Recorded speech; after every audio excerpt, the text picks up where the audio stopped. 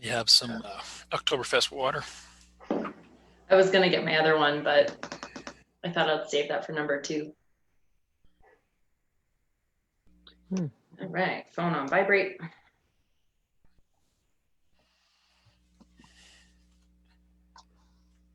All right, we are live.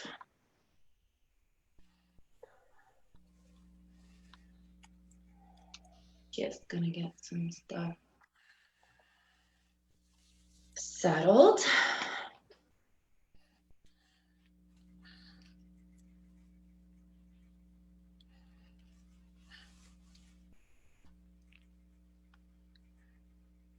God, I love technology. All right, you guys ready to kick this pig? Sure.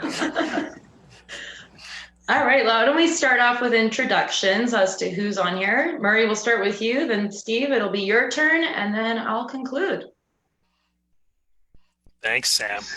We're actually not live on Facebook yet, I don't think. Yes, we are. Okay, well, welcome Facebook audience. Thank you for all your loyal following of Accurate Solutions, and welcome to our Business Agility podcast. I'm Murray Quibell. I'm the president of Accurate Solutions, and I'm sitting in my home office, as all of us are. If you look on my wall over off to that way, you'll see some plaques on the wall. One of those that says that I'm a chartered accountant, and another one that says that when those switched over to the CPA world, there's one of those that says that. And I also have some kind of a techie, geeky IT certificate as part of that group as well too. So I'm a geek on two fronts, accounting and IT technology. So that's kind of surprisingly where my life took me. So we implement software that manages your business and does tend to keep track of things like financial transactions and inventory, all that kind of junk. So that's ERP software, and that's our new company. It's been 10 years since 2010. Accurate Solutions has been delivering enterprise resource planning software solutions to small and mid-sized companies, and we specialize in Acumatica Cloud ERP. It's fastest growing ERP software out there. Love to talk to you about that at some point in time. Today, we're talking about how companies can be agile in the times that we're dealing with. A little bit about my history as well. My background was with Microsoft. We were Microsoft Gold partners back in the day. So I understand business technology of all kinds, from simply accounting, QuickBooks, SAP, and the like. So that's a little bit about me. I'll turn it back to you, Sam. Oh, me? Why don't we give Steve a go next? Okay. Sure. Hi, everyone. My name's Steve Swenson. I started off about 25 years ago or so in the accounting world, was an accountant, and moved into implementing software. For about the last 24 years of that, I've been implementing software, mostly Microsoft, for 16, 17 of those years. I had my own company for about 14 years, and for the last 18 months now, I've been working with Accurus, working with Samantha and Murray and assisting their clients and new clients. I've worked with a number of different softwares across the mid-market, all the Microsoft products, some other industry-specific products, and now for the last 8 years, I've been working with Acumatica. My job usually is around helping customers determine what their requirements are and what their needs are for a system, a solution, and working with them to get that built and installed and trained, and then assisting as ongoing with improvements and efficiency moving forward. Efficiencies are always key. And I am Samantha Knighton DeForge. I work with Accurus now, going on 2.5 years with Murray. I originally come from an SAP background where we would specialize in implementations, and I was more so of a technical resource, really specializing in upgrade initiatives and migrating servers and products for customers. I loved the idea of working for Accurus and representing the Acumatica product. So we decided to maybe bring me on board. But, well, obviously, because I'm here. but I have been working with Accurus, and I am passionate about the Acumatica product. The product itself is so robust, and like Murray said, the fastest cloud ERP growing, and we all work together as a team. And I work with Murray and Steve almost on a daily basis. And what we do is we strive for our customers to succeed, enhance their automations or operations using automation and their inventory and their daily operations as a company to really streamline their operations so they're not dealing with inefficiencies on a day-to-day basis. So that's a little bit about me. And we do have a couple of topics that we did want to cover today, guys, especially around working from home. So we're now faced in this new reality.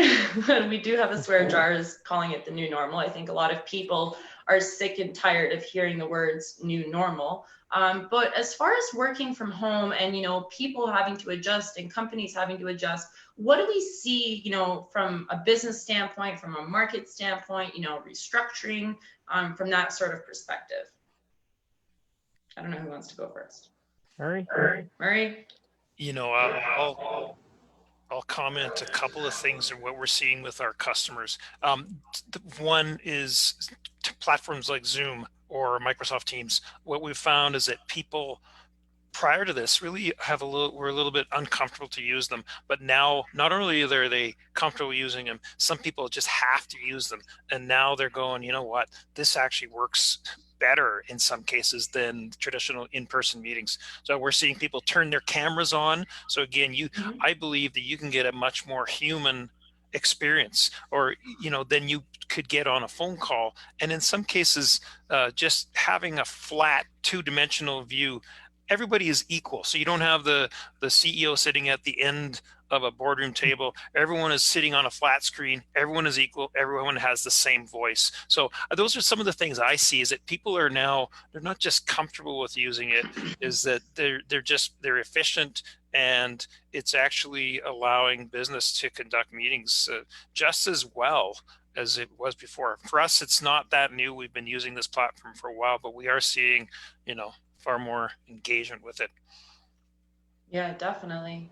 Well, and another thing you want to mention also when you think about it is we've been a remote team from the get-go, right? So, this whole scenario hasn't really impacted us. We believe in technology as technology enthusiasts. We understand the capabilities we can do, but there are still even tech companies out there that, frown upon the idea of people working from home. Why would you work from home? Maybe they think they're going to get distracted. I'm not sure. As far as productivity is something we can get into later, but have you guys ever experienced, for instance, companies that have frowned upon the idea of their employees working from home? Because it's still very much around today, every day. Yeah, I remember having clients that didn't like having their people working from home, and it was mostly they just didn't like the visibility or the lack of. As Murray mentioned, having things like Zoom and Microsoft Teams and those kind of tools, and having the camera on still gives you the visibility to see them, talk to them, know what they're up to. The only thing you're not seeing, and it's not really that much different than an office, was are they at their desks working for 8-hour day? And over the last 4 or 5 months now, we've seen that companies are realizing that the employees are actually more productive because they don't have to get up in the morning 2 hours early, get ready to go, head to the office. They can just sit down at their desk and be working immediately. And if they have to get up and go somewhere, but they can come back right away, and it allows them to still be less distracted. You don't have somebody knocking on your door constantly. You don't have people walking by and having conversations in the next stall. So there are benefits to working from home now.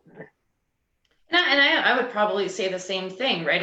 We've been a remote team, and I know it's not for everyone, and a lot of people miss the human interaction and the ability to that. But I know even when this whole thing started, I had a lot of my friends reaching out to me saying, "How in the hell do you do this? This is so hard," or they were really intimidated about the up and coming of it, and it hadn't even happened yet. So when we sit there and we talk about productivity, I think from my perspective, I'm more of a KPI kind of driven person. So when we talk about productivity and when we talk about working from home, my perspective on it is set yourself a to-do list for the week, break it down over the course of 5 days. And if you finish at 2 o'clock, you finish at 2 o'clock. If you finish at 5, you finish at 5. I don't think it's meant to be people, drilling their brains and sitting at a desk from 8 to 5, because you're just going to get nothing done at that point. You're just, losing it. And I'm sure that a lot of people encountered that mentality when they first started working from home. I have to sit at my desk from 8 to 5 or 9 to 4 or 9 to 5, whatever it might be.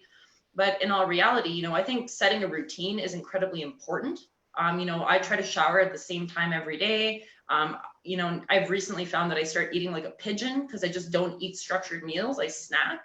But I think there's a lot of things that work for a lot of people. One of the biggest things for me is I always have to have a glass of water in my hand, right? So, as far as remote working conditions and productivity, I think everyone has their own tactics. But Murray, what are your thoughts around that? So Sam, I like how you talked about having a task list at the start of the day or start of the week. My task list typically is, I have a list of 20 or 50 items almost all the time, which is actually completely unmanageable.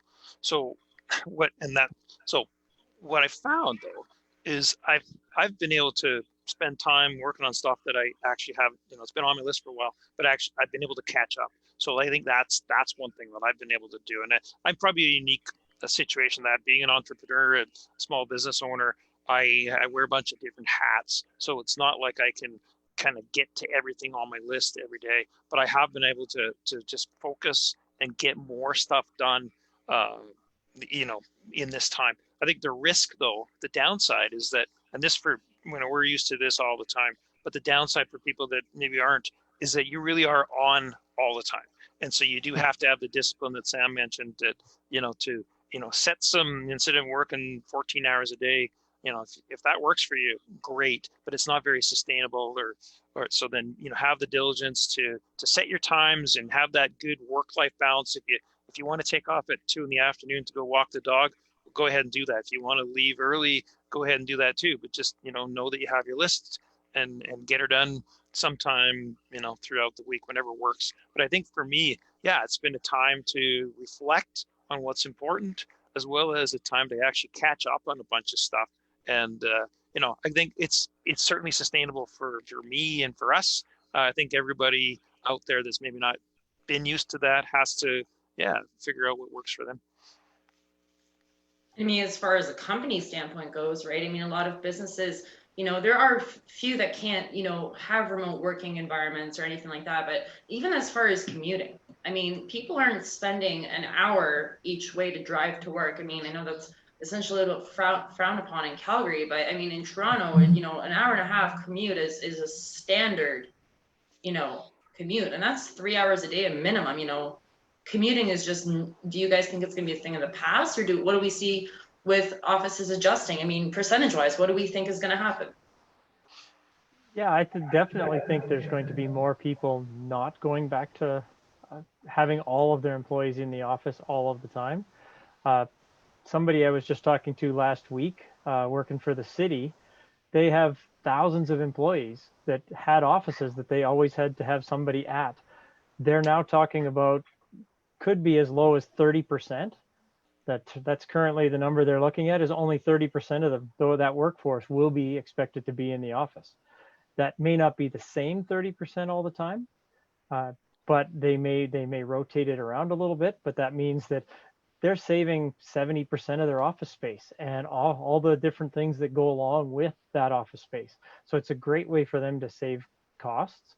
Right now, during COVID, they were at a minimum, they were at around 22% of their staff had to come in just to maintain things. But they're now looking at that. They're almost at the point where the people who are working from home will never go back to work. And that's the thing, right? This is kind of the reality we're facing. This isn't anything new. People have been able to work from home for so long. Obviously IT and infrastructure plays a critical role in that. And we did see, a huge influx in, IT companies. It's unquestionable that, those companies definitely got a huge level of, inflation as with regards to remote servers, VPN tunnels, creating additional office lines or anything like that. But do we, from a technology investment, companies didn't know any better. I mean, we represent a cloud ERP. So for us, whether or not you're using my computer or your computer or John Doe's computer, really doesn't matter. But, you know, as far as working from home, do we see this, that is this going to be something that stays forever, or is it going to stay for 5 years? Is it going to be something that stays for 20, or what are we thinking on that? You know, I think you've just proven that we as tech geeks are exactly the same when we're working remote as when we're working on, you know, when we're face to face. Because, you know, just think of the number of acronyms that you just used in that last phrase.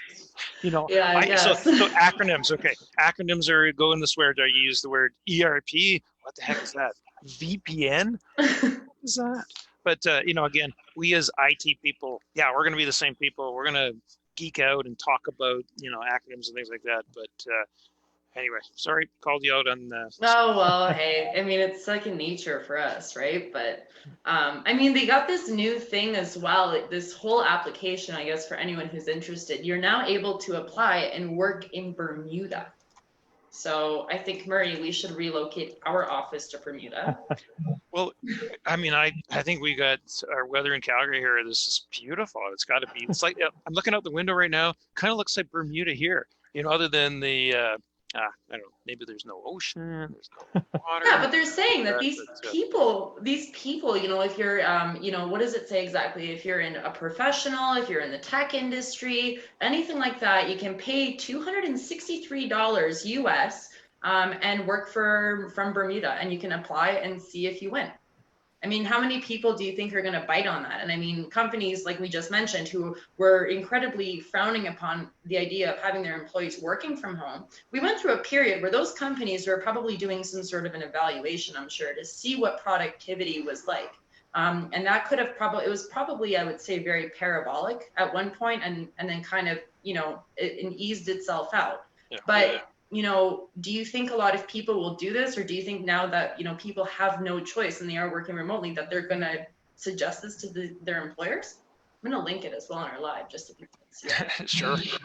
I mean, I think, I think as there's a lot of, you know, it just opens up a lot more places that people can work from. So, you know, Bermuda, that'd be awesome, you know, or the Okanagan, or pick a place, right? It doesn't really matter as long as you have good Wi-Fi and things like that. I mean, our team has been virtual. I mean, we have consultants from Connecticut or Quebec or Vancouver, Kelowna, and we consistently have people that are remote, and it really doesn't matter. So I know, Sam, you and I were just talking about you know, kind of taking off for a week next week.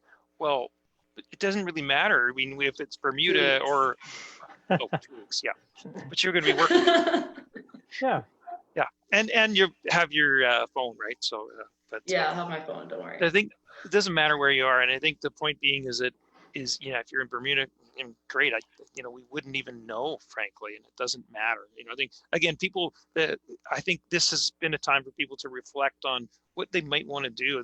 Not to get too, you know, philosophical here, but what do people really want to do with the rest of their lives? And you know, maybe you should live in a place that you actually, if you're thinking of retiring in 10 years, well, you know, think about what you want to do maybe this year or next year, and maybe take steps to go there. You can still work from there, but if you want to, you know, build a vacation property or go to Bermuda, well, go ahead and do that, you know, and you know, but you could still actually do exactly the same things that you're doing now. Now, it's not for everybody. Obviously, we're in a good industry that we can work remotely. I mean, we've had implementations. We have 2 active implementations that we started over the last few months that we have.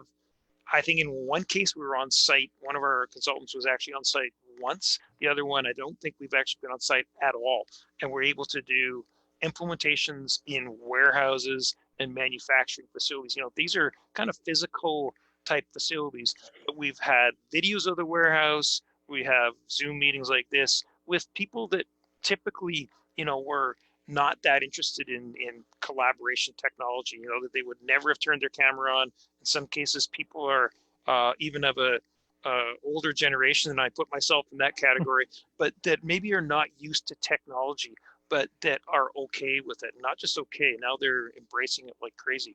But I think, yeah, I mean, just as far as where you're working from, yeah, let's go back to the Bermuda example. I mean, that's a good, that works, right? And us as business owners, have to embrace that kind of stuff, because that's kind of what's going to happen anyway. So either embrace it, or you kind of lose your best people that are going to do it anyway, but for maybe another company. Well, that's the thing, right? I mean, like if we're talking, especially when it comes to work-life balance, it wouldn't surprise me that in time, concentrated real estate markers like cities like Toronto, the Greater Toronto Area, Vancouver, these are very expensive places to live, and there's a lot of people that are forking out the money each and every single day because they have to be within a commutable distance to their office. It is a really possible idea that a lot of people might, say, okay, well, I can now work remotely full time with this job. I'm just going to move 3 hours north into the city, or I'm going to go to Revelstoke, or I'm going to live in Whistler, and I'm going to live wherever I want because I can work remotely. Do you guys think that there's just going to be a flood of ants just leaving these concentrated cities, or what do you guys think?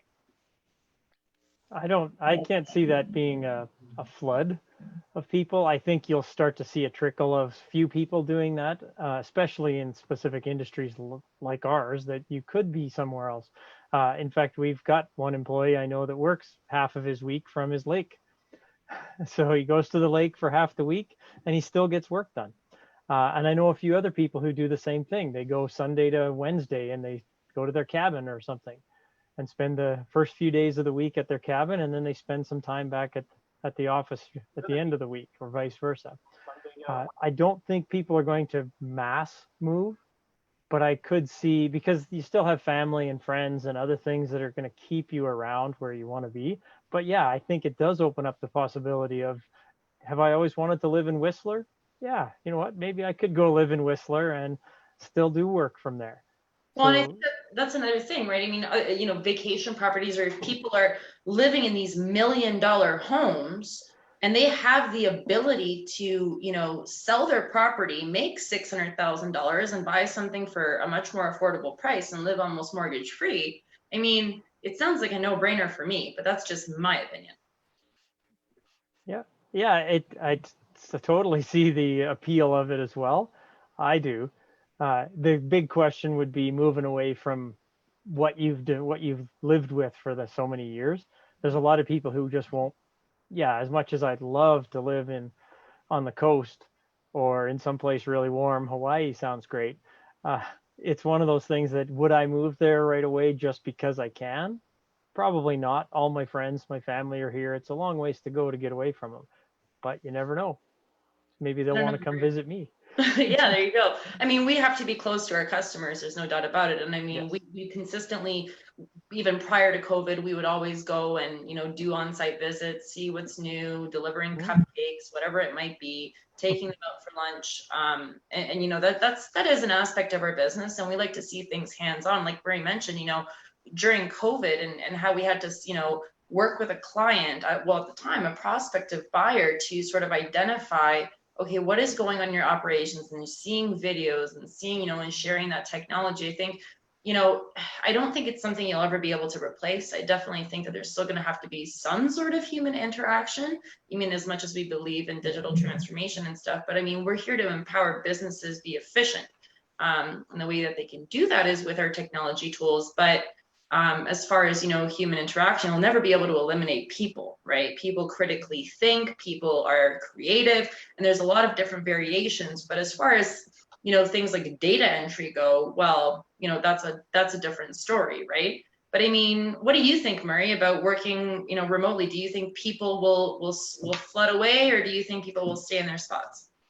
Yeah, it'd be a mix. I like Steve said, you're not gonna, there needs to be a mix and a balance of human interaction, seeing actual humans and going for coffee and things like that, going out for dinner, all those kind of things. I mean, I think everybody's going to do all that a little bit less. And so their patterns are going to change, but you need some kind of a balance. So I would say that, if companies' workforce is going to, shift dramatically, you're probably going to still see people, maybe going to the office 2 days a week versus 5. and some people that just don't at all. But yeah, I wouldn't say that everybody is going to immediately shift and everybody in some departments are just not going to go. I think it's just going to be a balance, day-to-day balance that has to kind of work. And I think we've just been opened up to an idea that, hey, this actually can work and it does work. But yeah, there's a lot of people that I'm hearing as well too that are starting to get zoomed out. Works great for us, but if you're there's some people that are kind of in some cases have had enough. But so I think that's kind of just the pendulum has swung a little bit more towards this. But as people then start to interact with people again, yeah, you're going to be okay to having X type of meetings remotely and other types of meetings that are in person.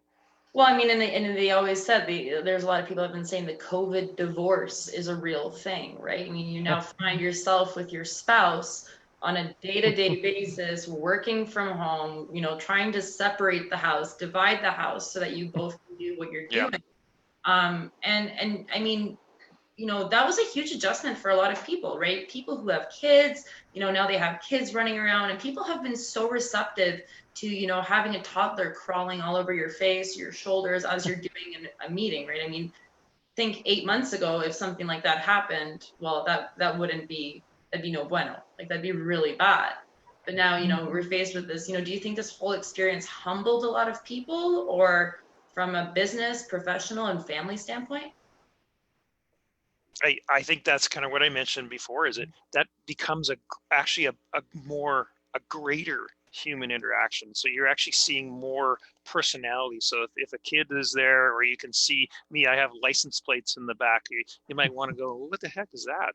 Or if the dog is barking, something like that. Yeah, I think it's a deeper, a more rich human experience that we have now, that we didn't really realize how good that it's not the be all and end all to replace actually talking to people, and you do need to maintain a level of professionalism, but getting a sense for who they are, what their family is, what their pets are, what's on their wall, that really tells you a lot about the person, and that you wouldn't have otherwise seen. Yeah, like, I mean, Steve's got mountains in the background, right? Tell us about the mountains, Steve. That's a mural my wife painted on the wall of our office. So. And I have barn board behind me, and sometimes they have pictures that I can't really display on a day-to-day basis because they're targets from our time in Vegas. But I think it's true, right? I think there is a lot of people in today's market, in today's world, that have become humbled by this experience. I think it's a huge adjustment for a lot of businesses, especially the ones who frowned upon this, right? I mean, did they change their tune? Did they not change their tune? Do they still want to make sure people are working 8 to 5 and sitting at their desk? And ultimately, does it result in better productivity? Does it mean, you're not getting every 30 minutes or every 15 minutes knocking on your door? I mean, do you guys ultimately think, as kind of our closing thoughts, that people are more productive when they're working remotely for their businesses? I think so far, a lot of companies are finding that they are more productive. I think it's going to change over time. You're going to find, just like in every aspect of things, you're going to find people who want to take advantage of the system. But I think for most people, yeah, it's a more productive, and it's a more work-life balance idea. They can be at home, they can go for lunch, and they just have to walk upstairs and grab something to eat. Or, as I've seen working with one client in particular, his wife shows up at 11:30 every day and brings him lunch. So if we're on a call, she walks in, brings him lunch anyway. So for him, he gets that home aspect. So he's staying more productive at home for sure. He probably has to make supper though, so he probably returns it back and ends up spending just as much time in the kitchen. I think, I think it. Let's be clear. It works well for us in our industry. It's not. There are lots of industries and lots of people that it does not work well for. So I think that people, whether you have a small home and you really you don't have the workspace, or if you're in an industry where you actually have to be physically present, if you're in a restaurant or a grocery store. I mean, those are some, or if you're actually physically in a warehouse shipping goods, there are just some stuff that has to be done, in person and physically. So I mean, I think, it's, I think all of us can come up with ways to be more efficient. And I think this is proving that, but it's not the be all and end all. We have to have that balance. Yeah, and I mean, I agree that there are obviously roles in like, construction or, hairdressers or restaurants that, this is just not an option for them. But Yeah. I mean, ultimately there's so many, from a productivity standpoint, I think it's far more productive if you have the willpower and you have the structure and you find a structure that works for you. I think it can be a great thing, especially routine. And I think routine's the biggest thing. I start work, between 7:30 and 8:30 every day, but I'm up every morning between 6:45 and 7. So even though I don't start work, a lot of people say, oh, I'll just roll out of bed and, have one sock on and just get and sit by my laptop, right? So, I mean, I'm a type of person, I get up, well before I start my work day. I have my coffee, I read my news, I decompress, I figure out what's going on in the world, and then I start and log on my day. And I am, like I said, a KPI driven person. So, I mean, everyone's different. Maybe people will work, from 8 till 3 straight and take off earlier. And people have that flexibility. And I guess my closing thought would be, if you work your butt off one day, don't feel like you have to do it the next. I mean, unless you have a deadline, but it's not usually something that happens often. But I think a lot of people do need to decompress and take this by the reins, I suppose. Yeah. All right. Well, thank you everyone for joining us today. We will be starting this podcast officially September 3rd. If you'd like to register, feel free to email me directly. I'll type my email in the comments below, and we'll stay tuned for maybe another impromptu podcast. So I'm Samantha Knighton DeForge, and we've got Murray and Steve with us. And we'll see you guys next time. Thanks. Thanks.